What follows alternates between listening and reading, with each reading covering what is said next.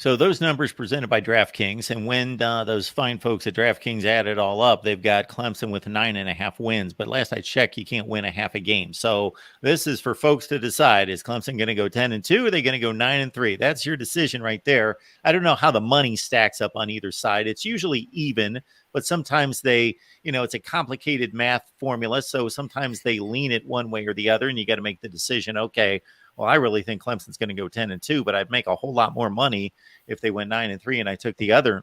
But just for the sake of projecting a win total, we looked at some of their tougher games, and they opened with Duke as a 10.5-point favorite out of the gate against a much improved Mike Elko team. So DraftKings, Clemson at 9.5, Florida State at 10. Yeah, I'd like to know where those three losses are going to come from. If you're picking them to go 9-3.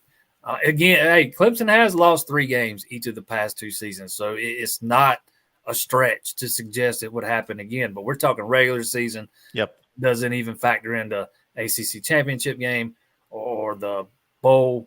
If I'm not mistaken, I don't think it factors into ACC championship. It doesn't factor into bowl game for sure.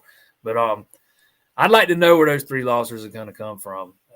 I saw something this morning, a guy, I don't remember his name, but he writes for CBS Sports, and one of his post-springs overreactions was picking Clemson to lose to Duke in the season opener. He said Mike Elko should be licking his chops to face this new offense that Clemson has, a quarterback making just his second career start in a brand new offense, and a very good defensive coordinator like Elko that he's predicting Clemson to get beat in the opener. So we'll see what happens. But I would tend to lean. I would go with the over on this one. I don't see Clemson's streak of 10 win seasons being snapped this season.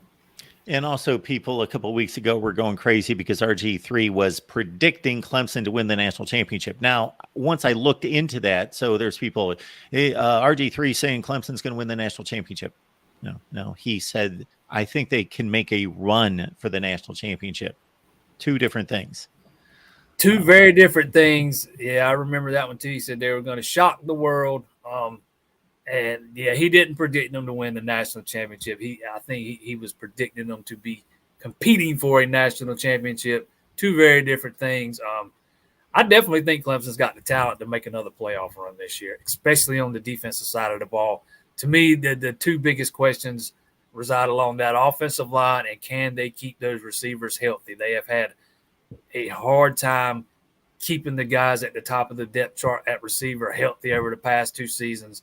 And it is imperative that guys like Bo Collins, Adam Randall, and Antonio Williams, be available on a week-to-week basis.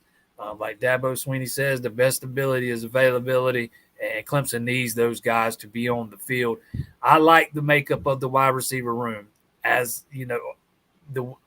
like the makeup of the wide receiver room right now. I like the changes, some of the subtle changes being made. They're bringing in more speed.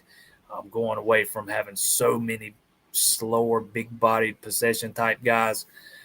But there's not a lot of experience behind those 3 guys. Even Adam Randall doesn't have a lot of experience. He missed most of last season. When he came back, he wasn't near 100%, never really settled in. So you got to keep those 3 guys healthy because if they start missing a lot of games, the offense is really going to suffer.